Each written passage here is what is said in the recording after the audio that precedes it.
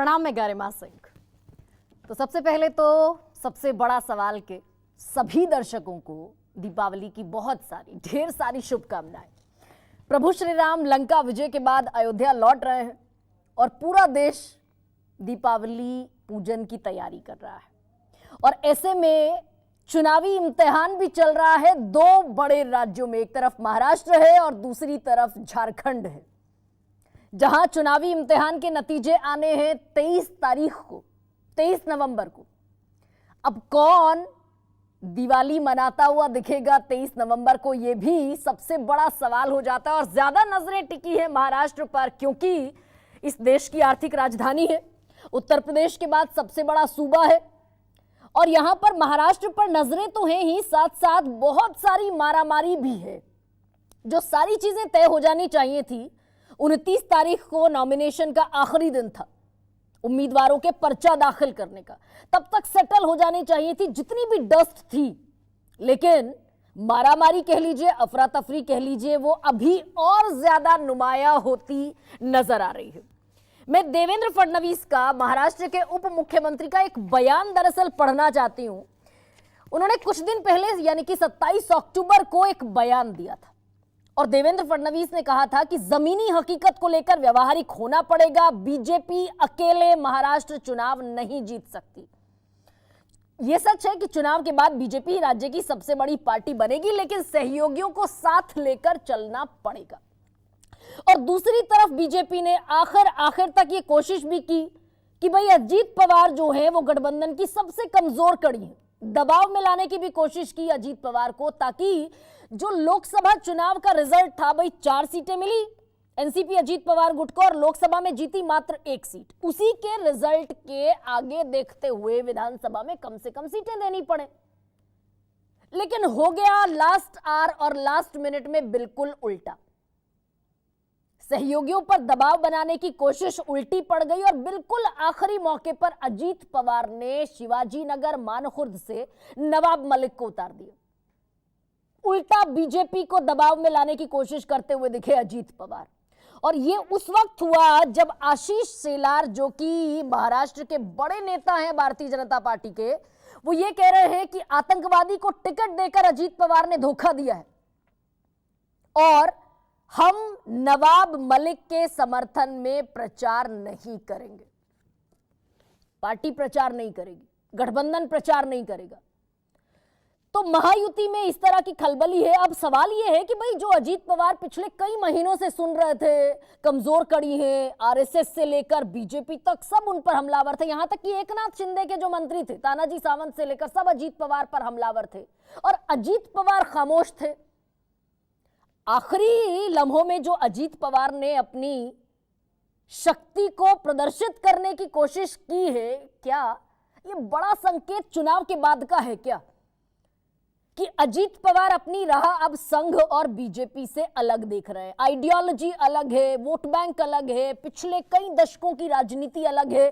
तो अजीत पवार ये समझ रहे हैं कि भाई अगर चुनाव में 53 सीट मिली, उन पर भी अपनी मर्जी का कैंडिडेट नहीं खड़ा किया, तो कम सीटें रह गई, बार्गेनिंग किस पर करेंगे। तो ये आगे की बड़ी खिचड़ी पकती हुई दिख रही है। देवेंद्र फडणवीस कह रहे हैं सहयोगियों की जरूरत है। तो चुनाव के बाद अजीत पवार महायुति के साथ रहेंगे या फिर दाएं हो जाएंगे, ये भी सबसे बड़ा सवाल बना हुआ है। लेकिन सारी तस्वीर साफ होगी 4 नवंबर तक, जिस दिन नॉमिनेशन को वापस लेने का, यानी कि जो नामांकन भरा उम्मीदवारों ने पर्चा वापस लेने की आखिरी तारीख है 4 नवंबर।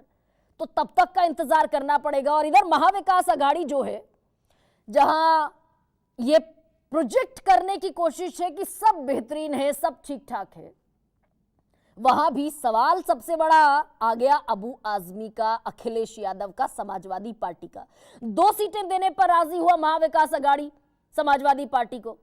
नहीं माना समाजवादी पार्टी ने, क्योंकि 5 पर उम्मीदवार पहले खड़े कर दिए थे और अब खबर यह है कि 9 सीटों पर उम्मीदवार खड़े कर दिए हैं अखिलेश यादव की पार्टी ने। Mankhurd, Shivajinagar, Bhiwandi east, Malegaon Madhya, Dhule city, Bhiwandi west, Tuljapur, Paranda, Aurangabad east और भाईखला। तो इंडिया गठबंधन भी दरकता हुआ क्या दिखेगा, या फिर 4 तारीख तक बहुत सारे लोगों को समझा बुझाकर बैठा लिया जाएगा। और एक और बड़ी खबर यह भी है कि भाई औरंगाबाद सेंट्रल से उम्मीदवार बनाया था उद्धव बालासाहब ठाकरे गुट ने किशन चंद तनवानी को, और उन्होंने अपना टिकट गिव अप कर दिया, लड़ने से ही मना कर दिया। और क्या कहा, किस बयान के साथ टिकट वापस करते हुए लड़ने से मना किया कि भाई महाविकास अघाड़ी किसी सूरत चुनाव में जीत हासिल नहीं कर सकती। तो ये महाविकास अघाड़ी की स्थिति है, बागी वहां भी है जबरदस्त तरीके से। और सीट शेयरिंग के फॉर्मूले पर दोनों ही जगह तकरार है। 6 पार्टियां हैं इस बार मैदान में। तो महाराष्ट्र का चुनावी गणित बड़ा उलझा हुआ और अपनी तरीके का एक बड़ा नया नतीजा इस दफा होने वाला है।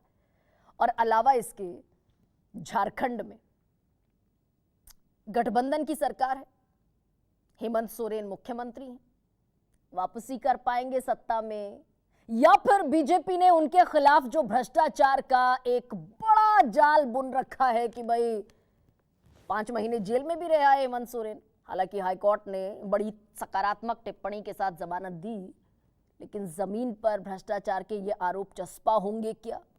और वहां भी गठबंधन में आरजेडी, कांग्रेस, जेएमएम और सीपीआईएमएल तकरार वहां भी कमाल की है।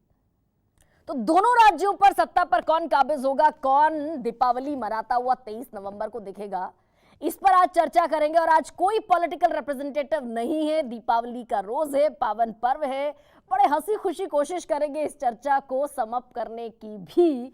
तो ऐसे में क्या है आज का सबसे बड़ा सवाल आपके सामने रखते हैं।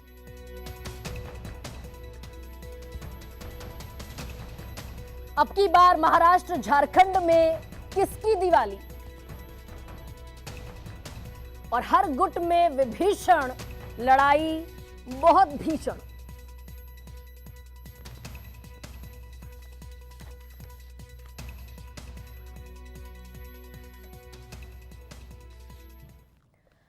और वरिष्ठ पत्रकारों की जो जमात मेरे साथ है, मैं परिचय कराती हूं आपसे। विनोद अग्निहोत्री जुड़ रहे हैं मेरे साथ, इस देश के जाने माने पत्रकार हैं, वरिष्ठ पत्रकार हैं। राजकिशोर तिवारी शिरकत कर रहे हैं, वरिष्ठ पत्रकार के तौर पर सब खिड़कियों में नजर आना शुरू हो गए हैं। आशुतोष मेरे साथ हैं, सत्यहिंदी.com नाम का प्लेटफॉर्म भी चलाते हैं और इस देश के जाने माने वरिष्ठ पत्रकारों में उनका शुमार होता है। अनुराग त्रिपाठी मेरे साथ हैं, महाराष्ट्र की नब्ज को पहचानने वाले पत्रकार। और 3-4 दिन पहले अनुराग ने ही कहा था इसी पैनल पर कि अजीत पवार रहेंगे या जाएंगे, इस पर तय होगा महाराष्ट्र में कौन दिवाली मनाता हुआ दिखेगा। और मेरे साथ संजय कुमार भी हैं, professor Sanjay Kumar, one of the finest psephologist across India से, सीएसडीएस से ताल्लुक रखते हैं। मैं शुरुआत अनुराग आप ही से कर रही हूं। ये अजीत पवार ने जो दांव चला, लास्ट आवर, लास्ट मिनट, और एक ताकत दिखाने की अजीत पवार ने कोशिश की कि भाई इतनी कमजोर कड़ी समझने की भूल बीजेपी ना करे। बीजेपी दबाव में नहीं ला पाई अजीत पवार को। क्या अजीत पवार बीजेपी को दबाव में लाने में कामयाब रहे क्या? शिवाजी नगर मानखुर्द पर नवाब मलिक को उतार दिया, लास्ट मिनट, लास्ट आवर। जी असल में अजीत पवार की या शरद पवार की जो एनसीपी है वो कई दिग्गजों का एक मेला जुला रूप है। उसमें जो अपने आप में छगन भुजबल हुए, दिलीप वलसे पाटिल हुए, प्रफुल्ल पटेल हुए, अपने आप में एक ज़िले के दिग्गज हैं जो इकट्ठा आ गए हैं। और वो एनसीपी है और वो पूरी की पूरी एनसीपी शरद पवार से अजीत पवार ले गए हैं। तो उनके पास दिग्गजों, सबसे ज़्यादा नॉन फेसिस अगर किसी के पास इस समय हैं महाराष्ट्र में तो अजीत पवार की पार्टी। पिछली बार उनकी पार्टी ने ठीक नहीं किया, अब की बार वो दिग्गज अपने आप को एसर्ट कर रहे हैं। ये एसर्शन है। वो एसर्शन ये भी है कि एक तो आपने गिना ही दिया कि कैसे मलिक नवाब को उन्होंने टिकट दे दिया, जबकि एमबीए का कैंडिडेट दूसरा है, वो सीट गई है शिंदे को। हाँ, उसी तरह सुरेश पाटिल वहां से, सुरेश पाटिल भुजबल के साथ शिंदे गुट से वहां चुनाव लड़ रहे। जी उसी तरह छगन भुजबल अपने भतीजे को चुनाव लड़ा रहे हैं। वो भतीजा जो एमपी रहा है और उनके साथ जेल में भी रहा है, उस भतीजे को उन्होंने बाकायदे बगल के सीट से इंडिपेंडेंट उतार दिया है। बदले में शिंदे ने अपने 2 कैंडिडेटों को एबी फॉर्म हेलीकॉप्टर से भिजवाए। नासिक जिले में 2 लोगों को उन्होंने, और सिटिंग मेंबर हैं दोनों के दोनों। वो जो हैं दोनों के दोनों सिटिंग मेंबर हैं अजित पवार के, वो सिटिंग मेंबर को तक डिस्टर्ब करने की कोशिश की। तो ये नीचे जो है वो आज जो बीजेपी के लिए बहुत बड़ा संकट खड़ा हुआ है, नीचे उसके दोनों पार्टनर आपस में ही गुथे हुए हैं और वो लड़ाई बहुत भयानक हो गई है। इससे जो महायुति में जो कॉन्फिडेंस पिछले दिनों आया था, वो कॉन्फिडेंस पे असर पड़ेगा नीचे, और इसका असर जो है वो बड़ा गड़बड़ाएगा। मुझे ऐसा लग रहा है कि ये कोई अच्छे संकेत नहीं है सत्ता पक्ष के लिए कि ऐन चुनाव के सामने उसके दो बड़े पार्टनर, और ये छोटे पार्टनर नहीं है। बीजेपी बाकी राज्यों में जो जिस तरह करती है, 80 सीट के 82 सीट के आसपास शिंदे लड़ रहे हैं, 55 सीट पर अजित पवार लड़ रहे हैं, ये बड़े पार्टनर हैं। 288 में एक बड़ी संख्या इनकी है, आधी सीटें लगभग ये लड़ रहे हैं। वो आधी सीटें लड़ने वाले पार्टनर आपस में ही गुत्थम गुत्था कर लें और वो माने नहीं, एक दूसरे के खिलाफ कैंडिडेट तो उतार दें, बयानबाजी अभी चलिए मैं ये कह रही हूँ अनुराग बड़ा कि भाई प्रायर इलेक्शन तो ये समझ में आ रहा है कि गुत्थम गुत्थी है, लेकिन क्या अजीत पवार इलेक्शन के पहले देख ही नहीं रहे हैं? अजीत पवार देख रहे हैं चुनाव के बाद की अपनी पार्टी की तस्वीर, और ये पूरी स्ट्रैटेजी अब क्या इस लाइन पर है कि चुनाव के बाद संघ और बीजेपी की लाइन पर चला जाना तो मुश्किल है, तो कम से कम आगे की राह सुधारें। ये अजीत पवार का बिल्कुल क्लियर इंडिकेशन है। यहाँ नहीं, मुझे नहीं लग रहा है विचारधारा का कोई बड़ा संकट है यहाँ। सत्ता पाने की ललक है, इसके अलावा कुछ भी नहीं है। वो जो है अजित पवार को 5 बार वो महाराष्ट्र के उप मुख्यमंत्री रह चुके हैं, मेरे ख्याल से शायद भारत का एक रिकॉर्ड होगा ये। अब उनकी नजर सिर्फ मुख्यमंत्री पद के पर टिकी है, और वो बिना बड़ा नंबर आए वो वहां पहुंच नहीं सकते। और शिंदे जब तक बड़े बने रहेंगे तब तक अजित पवार वहां गिनती में नहीं आ रहे, और वो अब की बार अगर मुख्यमंत्री नहीं बने तो उनकी पार्टी फिर से टूट जाएगी, ऐसी स्थिति है। ये अस्तित्व का संकट है अजित पवार के लिए। क्या बीजेपी लेकिन अनुराग सवाल ये भी है कि वो जो पार्टी जो कह देती है हिंदुत्व के एजेंडे से बिल्कुल मुख्तलिफ बात कहती है, हम 10% टिकट देंगे मुस्लिम कैंडिडेट्स को, क्या बीजेपी इस स्थिति में होगी चुनाव के बाद जो हिंदुत्व पर लड़ाई अपनी पूरी फोकस किए हुए है कि अजीत पवार को उठाकर मुख्यमंत्री बना दे, अगर विधायक ज्यादा भी आ गए जीतकर? इसीलिए तो सारे मुस्लिम जो आना चाहते थे बीजेपी में, उनको अपने यहाँ भर्ती कराने के बजाय अजित पवार की पार्टी में मलिक नवाब वहाँ भर्ती हुए, बाबा सिद्दीकी जिनकी हत्या कर दी गई, उनका बेटा भी है, उनको भर्ती कराया गया अजित पवार में। बीजेपी अपने आप को वो खेल बीजेपी खेल रही है। मुस्लिम वोटों को वो अपने उसके दिमाग से बाहर नहीं है। एक तरफा मुस्लिम वोट उसके खिलाफ पड़ते हैं तो वो उसको बचाने की कोशिश कर रही है। वो एक्सपेक्ट करती है कि अजित पवार उनको कुछ ना कुछ संभाल ले, ऐसी स्थिति है। अजित पवार को तो बेसिक बीजेपी का बहुत बड़ा वोट चंक अजित पवार को जाता नहीं है ना। वो शुरुआत से उसके दुश्मन के तौर पर रहे। 70,000 करोड़ का उन्होंने घोटाला किया है। ये इतना बड़ा आरोप बीजेपी बरसों तक उन पर लगाती रही है। वो जो लोग मोर्चे निकालते रहे गली गली में उनके खिलाफ, वो अजित पवार के पास शिफ्ट नहीं। तो अजित पवार को भी दूसरी राह देखनी है, तो वो सेकुलर वोट पे अपनी नजर रखना चाहते हैं। बीजेपी में के साथ रहने के बावजूद बड़ी मजबूरियां हैं यहाँ। ये जो 6 पार्टियां आपस में जो गुच्छा बना लिया है इन्होंने, वो गुच्छे में बड़ी विसंगतियां हैं। वो विसंगतियां बीजेपी भी झेल रही है, अजित पवार भी झेल रहे हैं, और शिंदे तो झेल ही रहे हैं। और ये बड़ा डेंट है कि आशुतोष ये समझाइए जरा सा कि ये चुनाव के एन मौके पर, बिल्कुल लास्ट आवर पर, ये जो तलवारें खींची दिख रही हैं एकनाथ शिंदे और अजीत पवार गुट में, और मात्र एक सीट नहीं है शिवाजी नगर मानखुर्द की, इसमें दिंडोरी जो अभी अनुराग जिक्र कर रहे थे। भाई हेलीकॉप्टर से अगर आनंद फानन में एबी फॉर्म भिजवा दिए गए 2 उम्मीदवारों के पास, जहां ऑलरेडी एनसीपी का उम्मीदवार खड़ा है, ये कैसा फ्रैक्शन है और ये चुनाव कैसे महायुति के लिए प्रभावित करता हुआ दिखेगा? दिंडोरी है, देवलाली है, और तीसरी सीट शिवाजी नगर मानखुर्द की हो गई। देखिए गरिमा जी, बात जो तर्क है उस तर्क को सिर के बल अगर खड़ा कर दिया जाए और फिर उसको समझने की कोशिश की जाए तो शायद थोड़ी स्थिति और बेहतर होगी। मान लीजिए, फर्ज करिए कि महाराष्ट्र के विधानसभा के चुनाव में महायुति को बहुमत का आंकड़ा में सिर्फ 1 की कमी रहे, सिर्फ 1, और नवाब मलिक जीत जाए, तब क्या महायुति नवाब मलिक का समर्थन लेगी सरकार बनाने के लिए या नहीं लेगी? देखिए, ये जो चुनाव है, महाराष्ट्र का चुनाव है, ये महाराष्ट्र का चुनाव भारतीय जनता पार्टी के लिए पिछले कई चुनाव की तुलना में सबसे ज्यादा संवेदनशील, सबसे ज्यादा जरूरी चुनाव है। और इस चुनाव को जीतने के लिए, और वैसे भी भारतीय जनता पार्टी चुनाव को जीतने के लिए हर कोशिश करती है।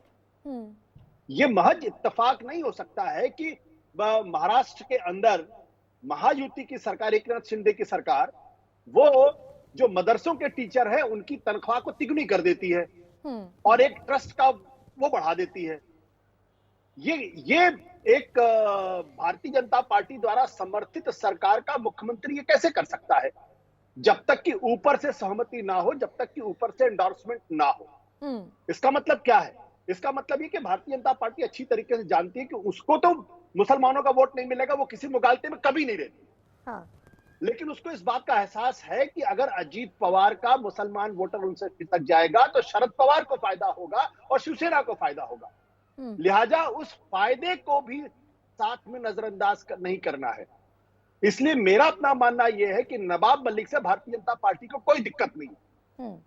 ये सब और ये जो आशीष शेलार मुंबई के प्रमुख हैं, कह रहे हैं आतंकवादी को टिकट दे दिया अजीत पवार ने, धोखेबाजी है ये तो। देवेंद्र फडणवीस पहले कह चुके हैं कि व्यवसायिक संबंध है दाऊद इब्राहिम के साथ, हमने इन्फोर्समेंट डायरेक्टरेट को सबूत मुहैया कराए थे नवाब मलिक के खिलाफ। तो मेरा कहना यह है कि ये सब ऊपर की बयानबाजियां हैं। हाँ। ये सिर्फ ऊपर की बयानबाजियां हैं, इसका अंदर से कोई लेना देना नहीं है। सारी कोशिश ये है कि नवाब मलिक चुनाव जीत सकते हैं, इसलिए चुनाव लड़ने दीजिए, चुनाव जीतने दीजिए उनको। दूसरी बात एक और भी हमको समझने की कोशिश करनी चाहिए कि अजीत पवार से या भारतीय जनता पार्टी इस चुनाव में दूरी बनाने का एक छद्म रच रही है, क्योंकि आरएसएस का काडर भी उनसे नाराज है, बीजेपी का काडर भी इस बात से नाराज कि भाई जिसके खिलाफ आप लगातार चुनाव के भ्रष्टाचार के आरोप लगा रहे थे उसी के साथ आप खड़े नजर आ रहे हैं। हाँ। तो ये जो पूरी नूरा कुश्ती है, ये बिल्कुल उसी तरीके की नूरा कुश्ती है जैसे कि 1989 में जब विश्वनाथ प्रताप सिंह ने लालकृष्ण आडवाणी के साथ मंच शेयर करना बंद कर दिया, मंच शेयर करने से मना कर दिया था। मथुरा या आगरा में विनोद जी बेहतर तरीके से बता पाएंगे, लेकिन सरकार बनाने के समर्थन ले लिया था। तो राजनीति में सब कुछ संभव है। जब भारतीय जनता पार्टी कश्मीर के अंदर जो पृथकतावाद की बात करती है, पीडीपी, उसके साथ सरकार बना लेती है और उसके आधार पर अपने राष्ट्रवाद को जस्टिफाई भी कर लेती है, और जब उनसे टूट जाती है तो उसको दोबारा पृथकतावादी मान लेती है, उसको दोबारा आतंकवाद समर्थक मान लेती है, मुस्लिम समर्थक मान लेती है। तो भारतीय जनता पार्टी मेरी नजर में आज की तारीख में भारत की सबसे अल्ट्रा मॉडर्न पॉलिटिकल पार्टी है, जो सारे मॉडर्न पॉलिटिकल टूल्स का इस्तेमाल करती है चुनाव जीतने के लिए। आप आशु ये कह रहे हैं कि चुनाव के बाद भी महायुति इंटैक्ट है, अजीत पवार अपने फैसले पर भाई छोड़कर आ गए शरद पवार को, बागी ले आए विधायकों को तोड़कर 40, वो रहेंगे? आपको क्या लगता है कि अजीत पवार को जेल जाना है चुनाव के बाद? हाँ। उनके साथ जितने लोग आए हैं क्या वो जेल जाएंगे क्या? केसेस अभी हैं, अभी केंद्र सरकार के अंदर अमित शाह मौजूद हैं, वो उनकी पार्टी अभी केंद्र के नरेंद्र मोदी अभी भी प्रधानमंत्री हैं, और ये वो लोग हैं जो एक कतरे का हिसाब रखते हैं। ये वो पुराने लोग नहीं है जो हिसाब नहीं रखते थे, जो फॉरगेट एंड फॉरगिव में यकीन करते थे। अजीत पवार, अगर हिम्मत उनकी नहीं है कि वो आज की तारीख में बीजेपी को छोड़कर कहीं जाए, क्योंकि अगर जाएंगे तो जेल जाना उनका तय है, दुनिया की कोई ताकत उनको बचा नहीं सकती है। और अगर कोर्ट से भी अगर मान लीजिए उनको क्लीन चिट मिल जाए, उसके बावजूद भी 3 नए केस दाखिल हो ही सकते हैं उनके खिलाफ अलग अलग। तो आशु ये जो बागी है, ये किसका खेल बिगाड़ते हुए दिखेंगे? वो भले ही गोपाल शेट्टी हो, दुनिया भर के नाम है, गोपाल शेट्टी हैं, स्वीकृति शर्मा है, राजू पारवे हैं, नाना काटे हैं, ये सब किसका खेल बिगाड़ते हुए दिखेंगे? कोई शिंदे का बागी है, कोई बीजेपी का बागी है, गोपाल शेट्टी तो पूर्व सांसद हैं। देखिए, ये मैं ये जो बागी हैं इनको मैं बहुत ज्यादा तवज्जो कभी नहीं देता, तरजीह भी नहीं देता, इसलिए क्योंकि हिंदुस्तान का ऐसा कोई चुनाव नहीं होता जिसमें बागी ना खड़े हो, चाहे काउंसिलर का चुनाव हो, चाहे विधानसभा का चुनाव हो। लेकिन हरियाणा में बागियों ने कांग्रेस का खेल बिगाड़ दिया ना, तकरीबन 9 से 10 सीटों पर या उससे ज्यादा पर कांग्रेस के ही बागी थे। मुझे लगता है ये अति सरलीकरण, हरियाणा के चुनाव को लेकर लोग अति सरलीकरण करते हैं। मेरा मानना अति सरलीकरण ये नहीं है। हकीकत ये कि जैसा मैंने कहा, और मैं ये बात इसलिए कहता हूं क्योंकि मैंने कुछ समय राजनीति में गुजारे हैं, मैंने चुनाव लड़ा, इसलिए मैं अच्छी तरीके से जानता हूं कि कोई ऐसा चुनाव, हर कॉन्स्टिट्यूएंसी के अंदर कम से कम 10 से 12 क्लेमेंट होते हैं, उनमें से एक को टिकट मिलता है, बाकी के 4-5 जो है वो नाराज हो जाते हैं, उनमें से 2-3 को बना लिया जाता है, 1-2 रहते हो फिर भी बागी बने रहते हैं, कुछ को इंडिपेंडेंट खड़े होकर उसको उस कॉन्स्टिट्यूएंसी के अंदर अपनी दुकान चलाए रखनी होती है। तो ये चुनाव का एक तरीके का बाई प्रोडक्ट है। इसलिए इसमें बागी बहुत ज्यादा खेल, असल खेल ये होता है कि जो पॉलिटिकल पार्टी है वो जनता से अपने को कितना करीब और कितना कनेक्ट कर पाती है। हाँ। जो बेहतर तरीके से कनेक्ट कर पाएगी, जो लोगों को विश्वास दिला पाएगी कि वो उनके हितों की रक्षा करेगी या उनके लिए काम करेगी, वो चुनाव जीतती है। तो चुनाव जीतेगी तो ये कौन ज्यादा पब्लिक के साथ कनेक्ट कर पाएगा विनोद जी? यानी कि अगर आशुतोष ये कह रहे हैं कि भाई अजीत पवार के बारे में, और ये इस मंच पर सबसे बड़ा सवाल के एक तरीके से स्टैब्लिश कर दूं मैं ये बात और पुख्ता तरीके से कह दूं कि अजीत पवार को लेकर बहुत सारा ये एक नैरेटिव चल रहा है कि ज्यादा जीत कर आ गए तो अजीत पवार अपनी ताकत के साथ अलग हो जाएंगे। ये यहां पर स्टैब्लिश होता है कि अजीत पवार के खिलाफ जो चार्जेस है स्टिल अकर्स, तो अजीत पवार ये रिस्क नहीं लेना चाहेंगे। लेकिन विनोद जी, क्या फिर अगर अजीत पवार इंटैक्ट हैं तो गैर मराठा वोट बैंक को जो लामबंद करने की कोशिश महायुति ने की, जिसमें दलित भी हैं, जिसमें ओबीसी भी हैं, यहां तक कि जिसमें मुस्लिम भी हैं, भले ही अजीत पवार के जरिए से, ये चलता हुआ दिखेगा फिर? क्योंकि लोकसभा में मराठा दलित और मुस्लिम, इसने महाविकास आघाड़ी को एज दिया। इसी को बाइफरकेट कह लीजिए या और उसमें क्लासिफिकेशन करने की जो बीजेपी ने कोशिश की, चलती हुई दिखेगी? देखिए, चलती हुई दिखेगी कि नहीं दिखेगी ये तो कुछ समय बाद पता लगेगा, क्योंकि बीजेपी, जैसा कि आशुतोष कह रहे हैं कि मोस्ट एडवांस पार्टी है, मैं तो उसको कहूंगा मोस्ट प्रैग्मेटिक पार्टी है। प्रैक्टिकल से भी आगे प्रैग्मेटिक। प्रैग्मेटिज्म एक बड़ा शब्द जबरदस्त है। तो वो प्रैग्मेटिक पार्टी है और चुनाव जीतने के लिए कोई भी रास्ता, कोई भी तरीका, कोई भी इंतजाम करने में पीछे नहीं हटती आज की जो बीजेपी, मौजूदा बीजेपी है। तो ठीक है, उन्होंने अपने तरीके से, अभी आपके ही चैनल में, आपके ही प्रोग्राम में मैं पिछले दिनों था, रविंद्र पाठक जी ने बताया था विस्तार से कि किस तरह से उन्होंने मराठाओं को तो हिस्सों में बांट दिया, कुणबी मराठा उनको रिजर्वेशन में बैकवर्ड में डाल करके, और दूसरे मराठाओं को, तो वो सब उसने किया है। उसको लेके भारतीय जनता, महाराष्ट्र का जो सामाजिक समीकरण है काफी वो उलटफेर उसमें हो रहा है। महत्वपूर्ण बात यह है, अजीत पवार मराठा है, एकनाथ शिंदे मराठा है, मुख्यमंत्री मराठा, उप मुख्यमंत्री मराठा, और उसके बावजूद बीजेपी को मराठा वोट न मिलने की चिंता है। ये एक बड़ी विडंबना है कि आपका मुख्यमंत्री भी मराठा, आपका उप मुख्यमंत्री भी मराठा, फिर भी आपको मराठा वोटों को लेकर शंका है। तो ये इसका मतलब है कि कहीं न कहीं मराठाओं का जो नेतृत्व है वो शरद पवार के पास बरकरार है। तो एक तो ये इससे स्पष्ट होता है। दूसरी बात ये है कि नवाब मलिक वाला मुद्दा है ना, इसको एक रणनीति के तौर पर देखिए, जिसको राष्ट्रोष ने इशारा किया था कि भारतीय जनता पार्टी और अजीत पवार के बीच में एक टैक्सिट अंडरस्टैंडिंग ये है कि आप और हमारे बीच जब दूरी दिखेगी तो जो आपका मुस्लिम वोटर जो एनसीपी का है, जो लोकसभा में आपके साथ नहीं था, वो अगर आएगा तो उसके दो फायदे होंगे। एक तो अजीत पवार का फायदा होगा कि शायद उनकी कुछ सीटें निकले, दूसरा फायदा ये होगा कि महाविकास आघाड़ी के वोटों में सेंधमारी होगी। तो नहीं, यही मैंने पूछा विनोद जी, क्या ये होता हुआ दिखेगा? क्या मराठा, मुस्लिम, दलित ये इंटैक्ट हुआ और महाराष्ट्र में 41 में से 17 पर रह गया एनडीए और 30 सीटें निकाल कर ले गई महाविकास आघाड़ी। ये बेस्ट एवर लोकसभा में अगर मैं कहूं परफॉर्मेंस, तो ये टूटेगा मराठा, दलित और मुस्लिम। देखिए, अभी संजय जी और विस्तार से बताएंगे। लोकसभा चुनाव में सिर्फ मराठा, दलित तो मुस्लिम ही नहीं आया आघाड़ी के साथ, ओबीसी का भी हिस्सा हुआ है। जो संविधान वाला मुद्दा है ना, उसने काफी हद तक महाराष्ट्र को, उत्तर प्रदेश और महाराष्ट्र, दो राज्यों को बहुत प्रभावित किया था। तो और अभी ओबीसी में भी एक नाराजगी चल रही है। छगन भुजबल लगातार उसको प्रकट करते रहते हैं क्योंकि वो इस बात से नाराज है कि कुणबी मराठा को आपने ओबीसी में जो शामिल करके उनका शेयर कम किया है। समीर भुजबल ने जिस तरह इस्तीफा दिया है एनसीपी अजीत पवार से, ये सारे मुद्दे हैं मैदान में, अभी चुनाव के मैदान में। लेकिन गरिमा जी, एक महत्वपूर्ण बात यह है कि ये चुनाव जो है, पूरी भले 6 पार्टियां लड़ रही हूं, 3 इधर 3 उधर, चुनाव बाइपोलर है। ये चुनाव मल्टीपोलर नहीं है, ये चुनाव बाइपोलर है और पूरी तरह बाइपोलर है। और इसलिए मेरा अपना अनुमान ये कहता है कि जब बाइपोलर इलेक्शन होता है तो जो डिसाइसिव वोटर होता है वो पटता नहीं है, वो एक तरफ जाता है।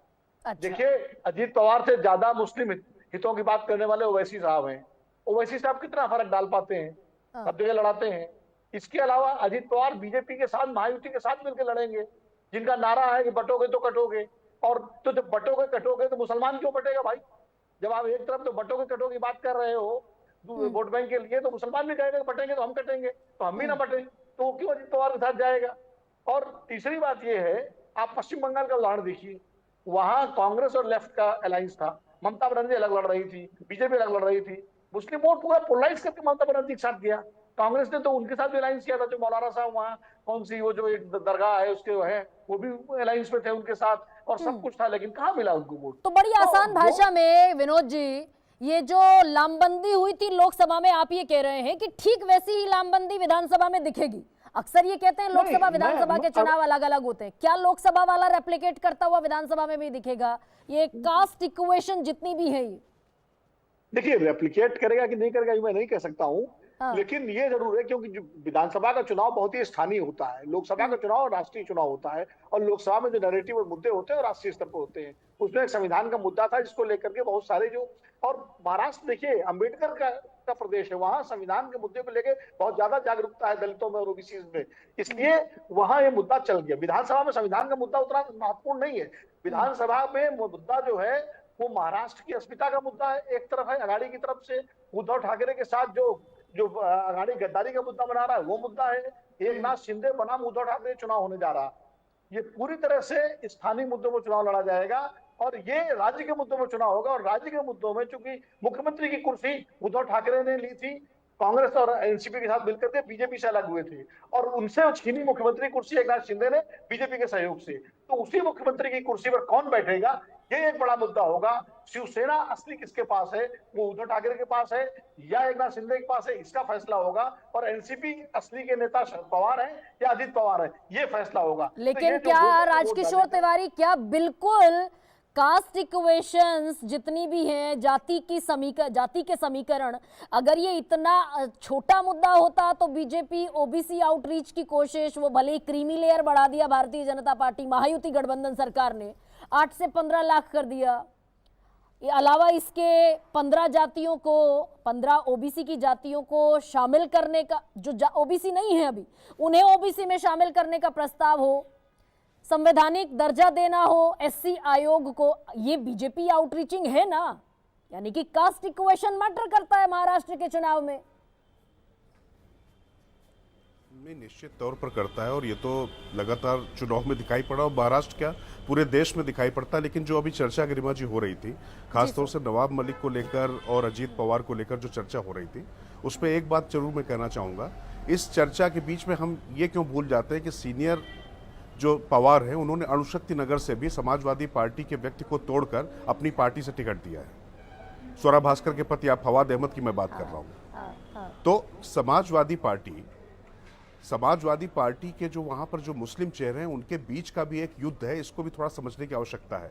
नवाब मलिक समाजवादी पार्टी में रहे, अबू आजमी की वजह से वो पार्टी छोड़कर गए थे, और इस मौके का फायदा, इस बात से मैं सहमत हूं जो पूर्व के मेरे जो तमाम सहयोगी जो बात कर रहे थे, कि निश्चित तौर पर ये अजीत पवार ने जब ये कदम उठाया है, और आप एक चीज और मत भूलिए कि मदरसा शिक्षकों की वेतन जो है वो भी दुगना करने का निर्णय लिया, दुगुना नहीं, उससे भी ज्यादा, 6,000 से बढ़ाकर 16,000, 8,000 से बढ़ाकर 18,000, जी हाँ 18,000, 3 गुना 4 गुना करीब, उन्होंने 3 गुना करीब करने का फैसला लिया था। तो वही कह रहा था। तो ये अजीत पवार अजीत पवार जो है, उनकी जो कोशिश थी कि मतलब उनके पास में जो मुस्लिम वोट है वो उनके पास आ पाए, और ये बीजेपी को भी सूट करता है।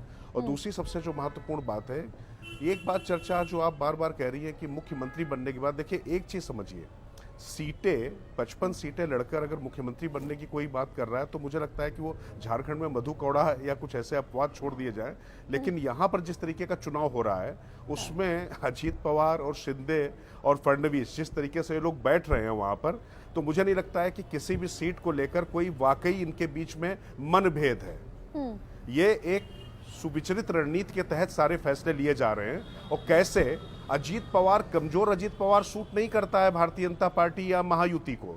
अजीत पवार को मजबूत रखना पड़ेगा, और अजीत पवार की भी सुनी जाती है। अजीत पवार की अपनी एक हैसियत है, एक हुकूक है। अगर ये फैसला, अगर ये मैसेज नहीं जाता है, तो फिर मुस्लिम वोट या उनके पास नहीं जाता। और एक बात और समझती हूँ कि लोकसभा चुनाव में अजीत पवार करेक्शन करती हुई भारतीय जनता पार्टी दिखी। भाई शुरुआत में तो अजीत पवार सारा लोकसभा की हार का ठीकरा सब अजीत पवार पर फोड़ दिया, वो चाहे मराठी पत्रिका विवेक हो, ऑर्गेनाइजर हो, जितने भी संघ से जुड़े हुए बयान आए, यहाँ तक कि एकनाथ शिंदे से लेकर तानाजी सावंत सब अजीत पवार पर हमलावर दिखे। बाद में कोर्स करेक्शन करती हुई दिखी भारतीय जनता पार्टी। लेकिन एक चीज़ है गरिमा जी, ये वहाँ पर लगातार, जब भी मैं वहाँ पर करीब 8-10 दिन के लिए था, वहाँ पर मुंबई था, पुणे गया था और मराठवाड़ा की तरफ तमाम जगह पर होकर आया, तो अजीत पवार जो लोकसभा चुनाव में उनकी हैसियत थी या जो विधानसभा चुनाव में, उसमें दोनों में फर्क है। देखिए, जैसे हम लोग कहते हैं ना, मनसबदार हैं जो क्षेत्रीय छत्रप हैं, उनके पास बड़े बड़े चेहरे हैं, वो निश्चित तौर पर अपने दम पर कुछ वोट लाने की कुव्वत रखते हैं, और यही चाहिए भारतीय जनता पार्टी या महायुति को और शिवसेना शिंदे गुट को। वो अजीत पवार करते हुए दिखाई पड़ रहे हैं, और पूरी तरीके से कम शरद पवार को वॉक ओवर ना मिल जाए, ये देखने की बात है। क्योंकि अगर देखा जाए तो सबसे करीने से अगर कोई पत्ते वहां खेल रहा है, सबसे शानदार तरीके से सबसे ज्यादा सीटें भी अगर वो 87 सीटें लाने में महागाड़ी में काम है, तो शरद पवार। तो जूनियर पवार को अगर उनके मुकाबले पूरी तरीके से नेग्लेक्ट कर दिया जाएगा, तो महायुति में उनके रहने का मतलब क्या है, शरद पवार की काट क्या है? तो निश्चित तौर पर अजीत पवार को कमजोर करके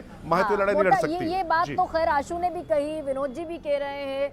मोटा मोटी ये बताइए राजकिशोर तिवारी की महायुति का ये जो आज की तारीख में हिंदुत्व भी है, मुस्लिम आउटरीच भी है, मराठा को छोड़कर, विनोद जी कह रहे हैं मराठा को लेकर संशय है दो बड़े चेहरों के होने के बावजूद, और बीजेपी ने भी यही प्लॉटिंग करने की कोशिश की कि गैर मराठा जितना है उसे लामबंद कर ले। ये कितने समीकरण बन पाए महायुति के पक्ष में? सरकार बनती हुई दिखेगी क्या? दिवाली मनती हुई दिखेगी क्या?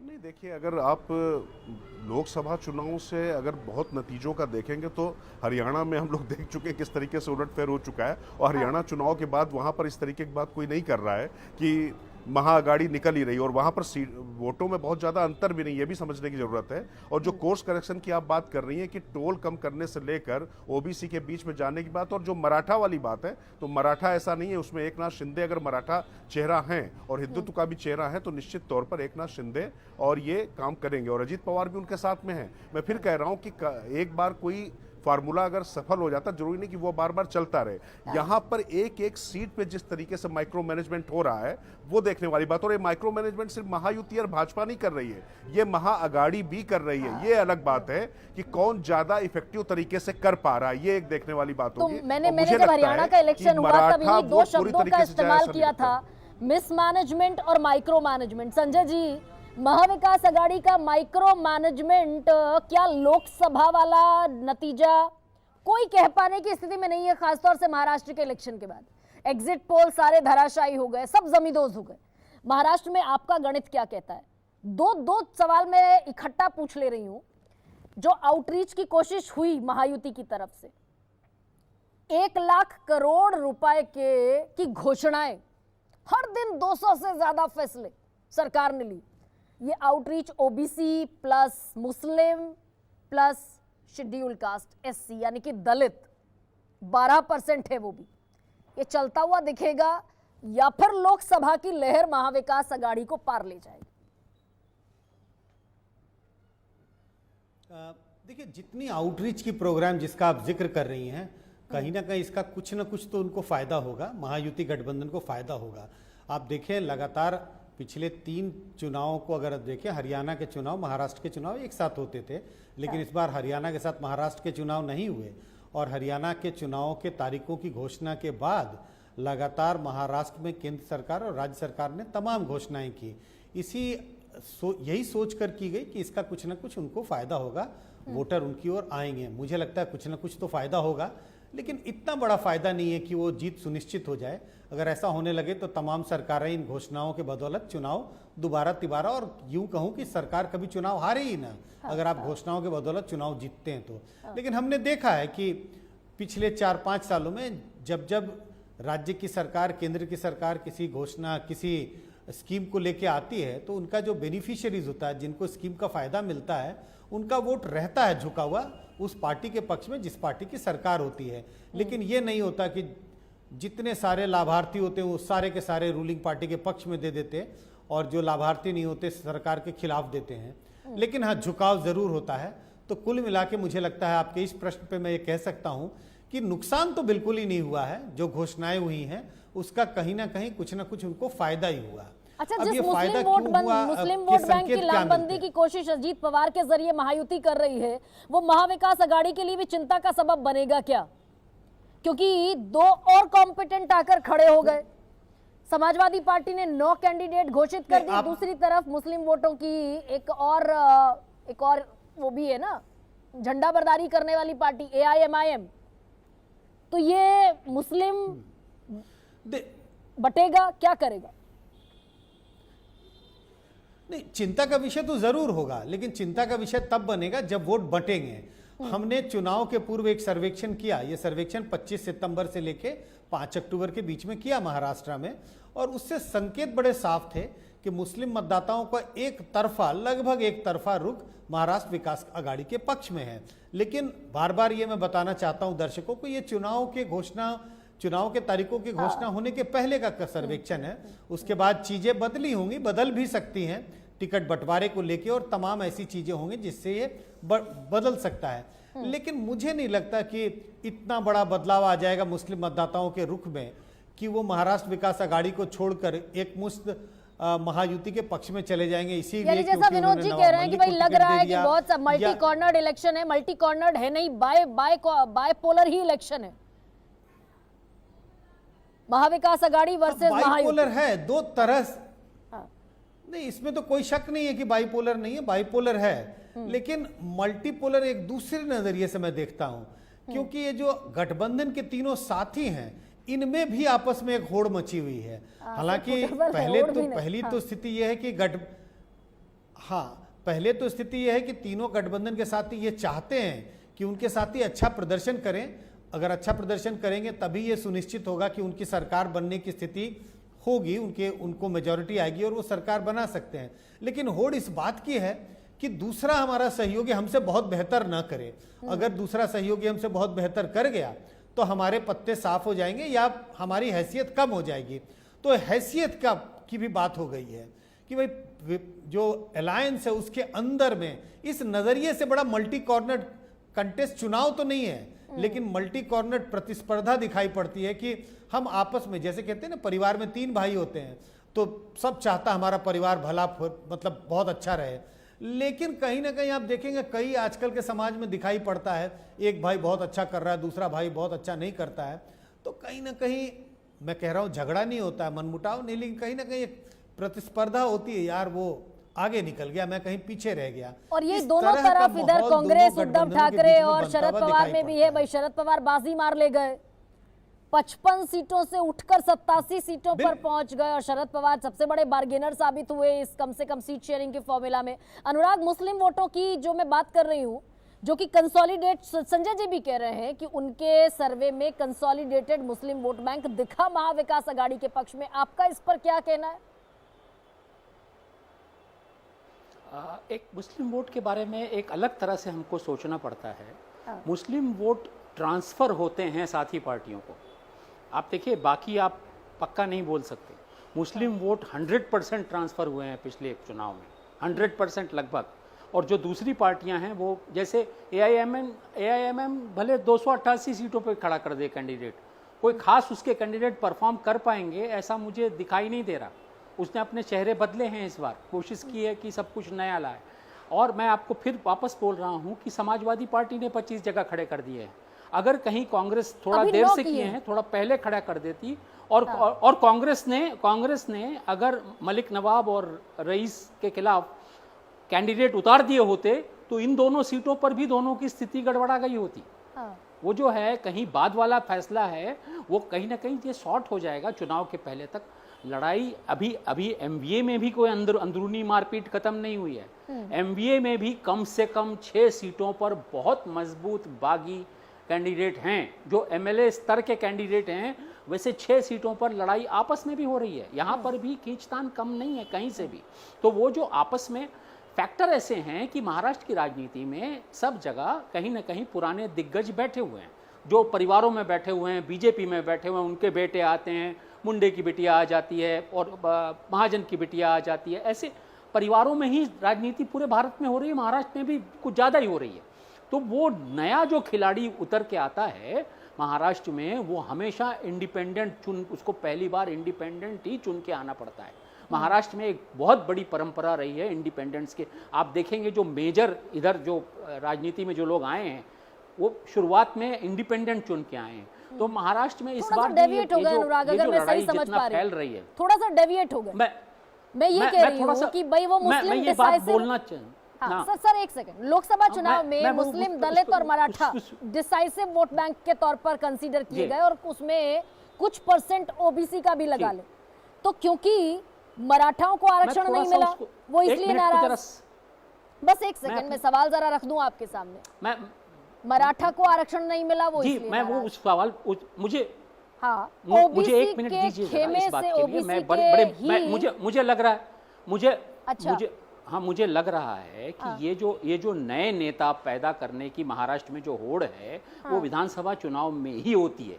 मैंने आपको बताया था एक चुनाव ऐसा आया था जिसमें 42 लोग चुन करके आए थे इंडिपेंडेंट, शिवसेना और बीजेपी की पहली बार सरकार 95 उन्हीं की बदौलत बन पाई थी। तो वो जो स्थिति है, वो जो बिखराव है, ये जो दो ध्रुवीकरण जो हो गया है पूरी तरह से, 2 हिस्सों में ही चुनाव हो रहा है।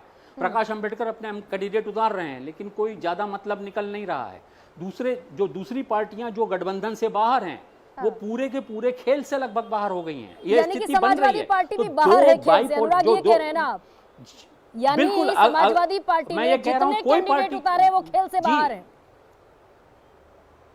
जी, वो अगर वहां कैंडिडेट इस समय 2 उन्होंने छोड़ दिए, वहां पे है नहीं, एमवीए का दूसरा कैंडिडेट उतारा नहीं गया, इसलिए उनको वो 2 सीटें सुरक्षित हो जाएंगी उनकी। बाकी सीटों पर उनके मैं अभी यहां से एक कह सकता हूं कि जितने 25 के 25 वो उतारेंगे, वो 23 कैंडिडेट जो हैं वो अपनी डिपॉजिट गंवाएंगे और वो रेस के बाहर। इससे ये भी मुस्लिम समझूं, वोट इतना कंसोलिडेटेड है। अब एक और सवाल का जवाब दीजिए, यानी कि समाजवादी पार्टी के और एएमआईएम के चलते जो मुस्लिम वोट बैंक बंटने का खतरा था महाविकास आघाड़ी में, वो 0 है। मनोज जरांगे पाटिल के चलते जो मराठा वोट बैंक बंटने का खतरा था वो भी 0 पर आ गया, और राज ठाकरे के चलते भी जो मराठा में सेंधमारी की कोशिश थी वो भी 0 पर है। यानी कि ये चारों प्लेयर यानी कि 0 पर है। जी, अब आप क्या सब बात को समझ रहे हैं। ये जो बात है, जो राज ठाकरे वाला फैक्टर है, राज ठाकरे के पुत्र चुनाव लड़ रहे हैं, उनके लिए सीट छोड़ दी है बीजेपी ने पूरे के पूरे।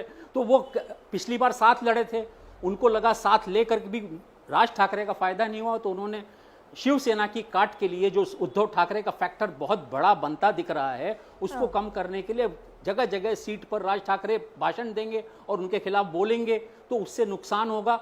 वो बराबर सोची समझी रणनीति के तहत अलग, लेकिन अलग नहीं है ये अलग है नहीं। ये राज ठाकरे भले उन कैंडिडेट उन्होंने बाहर खड़े किए हों, लेकिन वो मैं मानता हूं कि महायुति का हिस्सा बन के ही लड़ रहे हैं, वो केवल बाहर खेल है। अब आशुतोष जी ने जो बात कही, नतीजा सिफर रहेगा, लेकिन नतीजा सिफर रहेगा। मैं इस पर एक और स्टैंप चाहती हूं, मैं उसको मैं जल्दी से बस। हाँ, मैं 1 मिनट दूंगा, बस मुझे 1 मिनट दीजिए। मलिक नवाब जो है वो फैक्टर, मलिक नवाब की बेटी सना उनके पुराने चुनाव क्षेत्र में लड़ रही हैं और महायुति की कैंडिडेट है वो। तो ये दोनों अलग कैसे, और दोनों बाप बेटी ने दोनों जगह मिल करके पर्चे भरे, दोनों एक साथ नजर आए। तो ये है कहां? आशुतोष जी ने जो बात कही कि वो है नहीं, वो केवल दिखावा है, एक झूठ, एक फर्जी चीज खड़ी की जा रही है। लेकिन मैं जो समझना चाह रही थी आशुतोष जी, ये भी समझा दीजिए जरा। ठीक है, यानी कि ये जो 4 बड़े प्लेयर हैं महाविकास आघाड़ी के लिए, हमने महायुति की बात तो कर ली, फाइट ही है अपने कोलिशन में और वो फायदे की फाइट भी साबित हो सकती है। लेकिन महाविकास आघाड़ी के लिए 4 फैक्टर बड़े महत्वपूर्ण थे कि वोट कटवा साबित होंगे, चाहे वो असदुद्दीन ओवैसी हो, मुस्लिम वोट बैंक, इसमें समाजवादी पार्टी भी जोड़ दीजिए, इसमें मनोज जरांगे पाटिल भी जोड़ दीजिए और इसमें राज ठाकरे भी जोड़ दीजिए। कि खतरा था महाविकास आघाड़ी के लिए, मानकर चला जा रहा था। है सर, ये जैसा अनुराग कह रहे हैं, दे आर नोवेयर। नहीं, देखिए, भारतीय जनता पार्टी इस मामले में बहुत माहिर है। वो ऐसे वोट कटवे लोगों को हर विधानसभा के चुनाव में, लोकसभा के चुनाव में खड़े करती है। जहां पे लड़ाई बहुत करीब की लड़ाई होती है, वहां पे इसका फायदा उनको मिलता है, इसमें कोई दो राय नहीं। लेकिन देखिए, हम लोग जब लोकसभा के चुनाव का आकलन इस आधार पर करते हैं कि महायुति को तो 18 सीटें मिली या 17 सीटें मिली, अगर एक को अगर हटा दें, और अगर अघाड़ी को तो 30 सीटें मिली। इस आधार पे अगर आप देखेंगे तो पूरा जो बैलेंस है वो अघाड़ी के पक्ष में दिखाई पड़ता है, क्योंकि पार्लियामेंट का चुनाव था, प्रधानमंत्री नरेंद्र मोदी मुद्दे में थे और उनको लोग चुनने के लिए निकलते हैं, तो पार्लियामेंट के चुनाव में विधानसभा से ज्यादा वोट बीजेपी को पड़ता है। अगर आप इस आंकड़े से देखेंगे तो हम सबको कल तक दिक्कत होगी। लेकिन अगर आप वोट परसेंटेज के हिसाब से देखेंगे तो अघाड़ी और युति के बीच में सिर्फ 0.16% का फर्क, 0.16 जी बिल्कुल। तो ये इतना करीब का आंकड़ा है कि जिसमें हर नट बोल्ट आपको कसने पड़ेंगे। अब देखिए बड़ी आराम से कहा जाता है कि भारतीय जनता पार्टी को तो मराठा वोट नहीं मिलता है, उनका मराठा नेता नहीं है। लेकिन अगर मैं आपको सीएसडीएस का सर्वे अगर आपको दिखाऊं, तो सीएसडीएस का सर्वे तो साफ तौर पे कहता है कि 46% लोगों ने महायुति को वोट दिया और 39% जो है वो अघाड़ी को वोट दिया। ओबीसी तबके में 50% युति को वोट पड़ा है और 39% जो है अघाड़ी को पड़ा है। और अगर आप ओबीसी और मराठा तबके को अगर आप जोड़ लीजिए तो यह आंकड़ा कहां पे आता है? यह आंकड़ा आता है 66%, यानी 38% ओबीसी है मराठा महाराष्ट्र के अंदर, मराठा 28%, यह आंकड़ा होता है 66%। अपर कास्ट और सिर्फ 4% है महाराष्ट्र के अंदर। ये बड़ी अद्भुत स्थिति है। लेकिन दलित, मुस्लिम और आदिवासी जो 32% आते हैं, ये पूरी तरीके से जो है अघाड़ी के साथ है। अगर आप इस इक्वेशन से जाएंगे तब तो आपको लगेगा कि अरे लेकिन क्या ये इतना ही सिंप्लीफाइड वर्जन सर नजर आएगा 23 नवंबर को भाई? यही बात मैं आप, इसलिए जरांगे पाटिल खड़े होंगे, इसलिए धनगर समाज कुछ लोग खड़ा किया। अब देखिए आज की तारीख में अगर आप देखिए तो ओबीसी समाज नाराज दिखाई पड़ता सड़क पे था, क्योंकि उसने कहा कि आप कुंभी हो, अगर आप सर्टिफिकेट देंगे तो हम हमारे हिस्से मत दिए जहां देना। धनगर समाज क्या, हाँ धनगर समाज कह रहा है कि आप धनगढ़ हमको क्यों कहते हैं, हमको धनगढ़ में डालिए ना। तो ये जो फाइन ट्यूनिंग है, इसीलिए अजीत पवार को नवाब मलिक को खड़ा करना पड़ेगा और बीजेपी चाहेगी। देखिए एक चीज और बता दूं आपको, दाऊद इब्राहिम से संबंध के आरोप तो एकनाथ खड़से पे भी लगे थे।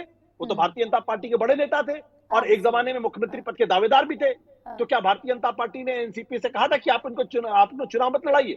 आज नवाब मलिक के मसले में क्यों करें? क्योंकि जब आप नवाब मलिक को बीजेपी मुद्दा बनाती है तो उनके हिंदू वोट को कंसोलिडेशन का मौका मिलता है। लेकिन और अजीत पवार को क्लैरिटी दीजिए ना, एक और क्लैरिटी दीजिए अनुराग, आशुतोष, कि भाई ये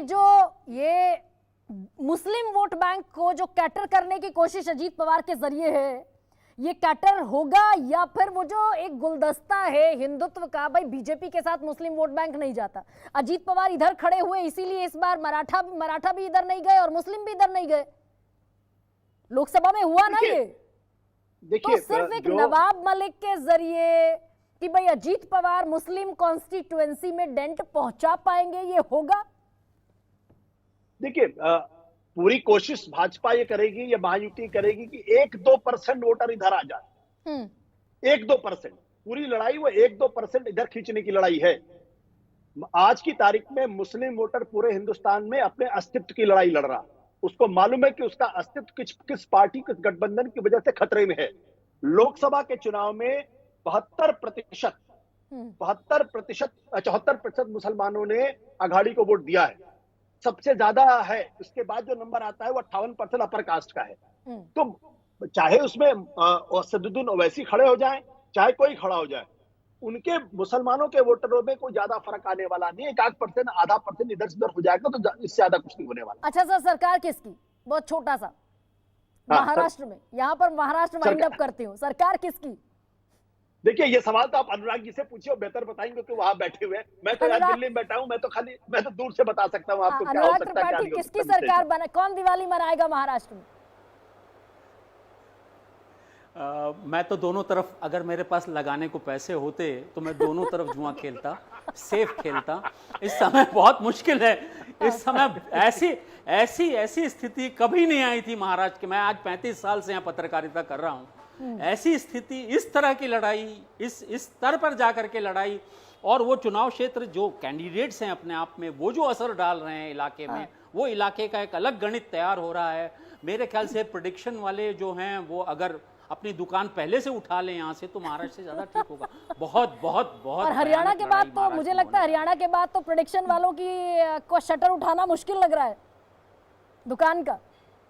यहाँ तो मेरे ख्याल से कोशिश भी नहीं करेंगे, मेरे ख्याल से कोशिश भी नहीं करेंगे। विनोद जी, मैं झारखंड पर भी आती हूँ। झारखंड का चुनाव कितना इस बार सत्तारूढ़ दल के लिए, हेमंत सोरेन के लिए स्पेशली कितना चैलेंजिंग है?